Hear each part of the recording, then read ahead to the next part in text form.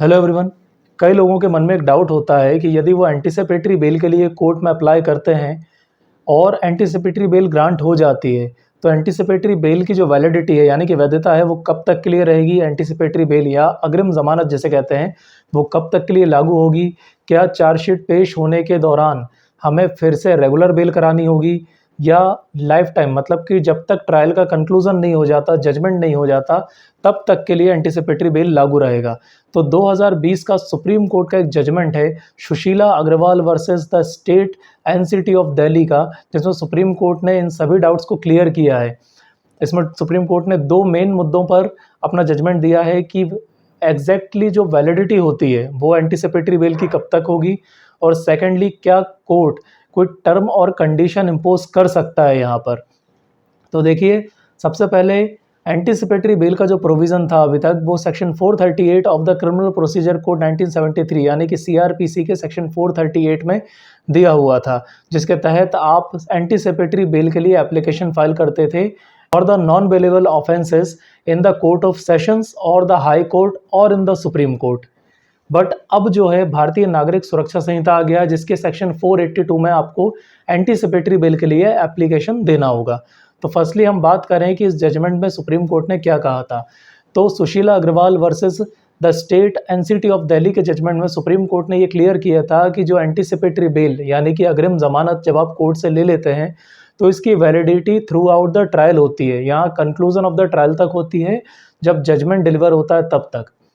मतलब कि अगर आपको कोर्ट ऑफ सेशंस ने या हायर कोर्ट ने आपको एंटीसिपेटरी बेल ग्रांट कर दी है, तो आपका जब तक ट्रायल का फैसला नहीं हो जाता है, जजमेंट नहीं आ जाता है, तब तक के लिए वो लागू रहेगी।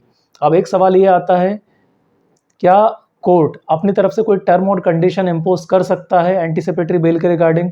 तो जी हाँ, कोर्ट अपने अनुसार कोई भी टर्म एंड कंडीशन आपके ऊपर इम्पोज कर सकता है।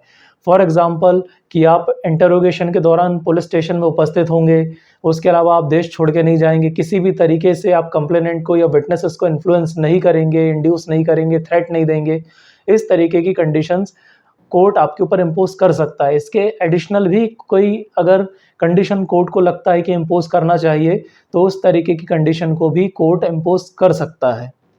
अब बात यह आती है कि एंटीसिपेटरी बेल एप्लीकेशन हम कब दे सकते हैं, क्या एफआईआर होने के बाद या एफआईआर होने के पहले? तो देखिए, दोनों ही कंडीशन में आप एंटीसिपेटरी बेल के लिए एप्लीकेशन कर सकते हैं। यदि आपको ऐसा लगता है कि पर्टिकुलर किसी ऑफेंस के लिए आपके ऊपर एफआईआर दर्ज हो सकती है, नॉन बेलेबल ऑफेंस की, और उसके बाद आपको गिरफ्तार किया जा सकता है, तो इन दैट कंडीशन आप कोर्ट ऑफ सेशंस और हायर कोर्ट में अप्लाई कर सकते हैं एंटीसिपेटरी बेल के लिए। और जब एंटीसिपेटरी बेल आपको ग्रांट कर दी जाती है, तो जिस जुरिडिक्शन का आपका कोर्ट है, जहां आपका ट्रायल अगर चलने की संभावना है, उस कोर्ट में जाकर आप अपनी बेल को फर्निश करा सकते हैं। आप बेल फर्निश कब तक करा सकते हैं? अगर आपको हायर कोर्ट बेल तुरंत दे देता है तो आप तुरंत बाद आकर बेल फर्निश करा सकते हैं। इसके अलावा चार्जशीट फाइल होने के दिन भी आप अपनी बेल को फर्निश करा सकते हैं। बट ड्यूरिंग दिस पीरियड आपको इंटेरोगेशन के दौरान पुलिस स्टेशन में उपस्थित होना पड़ेगा। जो भी आपकी इन्वेस्टिगेशन अथॉरिटी है, वेदर वो पुलिस है, सीबीआई है, ईडी या कोई भी जांच एजेंसी है, आपको उसके समक्ष उपस्थित होना अनिवार्य होगा। इसके अलावा आपका पासपोर्ट सीज़ करने का, डॉक्यूमेंट सीज़ करने का, किसी प्रॉपर्टी को सीज़ करने का, या कोई भी जो रिलेवेंट टर्म एंड कंडीशन है वो कोर्ट आपके ऊपर इम्पोज कर सकता है, और आपको उन टर्म एंड कंडीशन को फुलफिल करना होगा। एक एग्जांपल ले लेते हैं, यदि आपके ऊपर आईपीसी के तहत बात करें सेक्शन 376, और अगर बीएनएस के थ्रू बात करें तो सेक्शन 65 यानी कि रेप का चार्ज लगा हुआ है, और कोर्ट आपके ऊपर ये कंडीशन लगा देता है कि अगर आपकी डीएनए रिपोर्ट पॉजिटिव आ जाती है तो आपकी एंटीसिपेटरी बेल खारिज हो जाएगी। दैट मीन्स इमीडिएटली तो आपको कोर्ट ने एंटीसिपेटरी बेल ग्रांट कर दी है, बट बाय चांस आपके मेडिकल रिपोर्ट पॉजिटिव आ जाती है कि रेप केस में आपका इन्वॉल्वमेंट हो सकता है, मेडिकल रिपोर्ट पॉजिटिव आने से तो आपकी बेल खारिज हो जाएगी। उसके बाद आपको कोई जो इन्वेस्टिगेशन एजेंसी है यानी कि पुलिस है, वो आपको कस्टडी में ले सकती है। तो पहले एंटीसिपेटरी बेल के लिए सीआरपीसी के सेक्शन 438 में एप्लीकेशन दिया जाता था कोर्ट ऑफ सेशंस और हाई कोर्ट में, बट अब भारतीय नागरिक सुरक्षा संहिता लागू हो गया है, तो इसके सेक्शन 482 के तहत आपको एप्लीकेशन देना होगा for the anticipatory bail, that is अग्रिम जमानत के लिए। बट यहाँ पर एक चीज़ इसमें लिखी हुई है सेक्शन 482 में, मैं आपको पढ़कर बता देता हूँ कि कहाँ एंटीसिपेटरी बेल लागू नहीं होती है। सो सेक्शन 482 ऑफ द भारतीय नागरिक सुरक्षा संहिता सेक्शन 482 क्लॉज 4 में ये चीज़ दी हुई है, nothing in this section shall apply to any case involving the arrest of any person on accusation of having committed an offence under section 65 and sub section 2 of section 70 of the Bharatiya Nyaya Samhita 2023। That means भारतीय न्याय संहिता 2023 जो लागू हो चुका है उसके section 65 clause 2 और section 70 के तहत अगर आपके ऊपर अपराध का मामला दर्ज होता है तो यहाँ पर आप एंटीसिपेटरी बेल के लिए अप्लाई नहीं कर सकते या कोर्ट एंटीसिपेटरी बेल आपको नहीं देगी। तो अब सेक्शन 65 क्लॉज 2 और सेक्शन 70 क्या है मैं आपको वो भी बता देता हूँ। तो as per the Bharatiya Nyaya Samhita section 65 जो है उसका क्लॉज 2 है, whoever commits rape on a woman under 12 years of age shall be punished with rigorous imprisonment for term which shall not be less than 20 years but may extend to imprisonment for life, also liable to fine and with death penalty।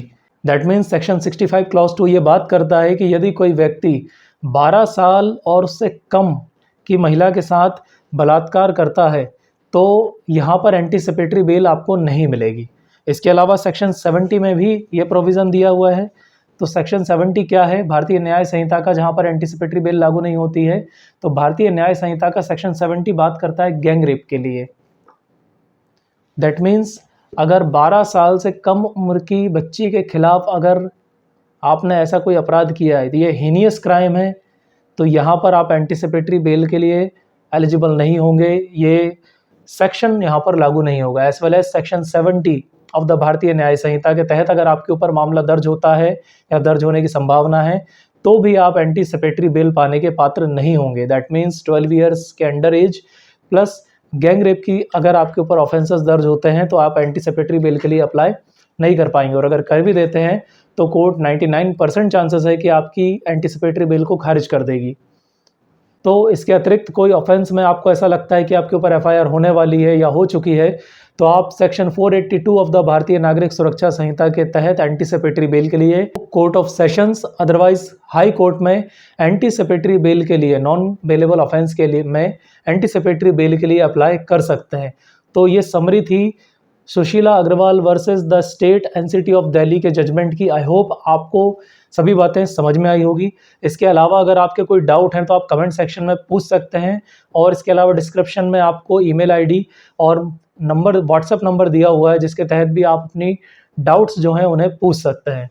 Thank you.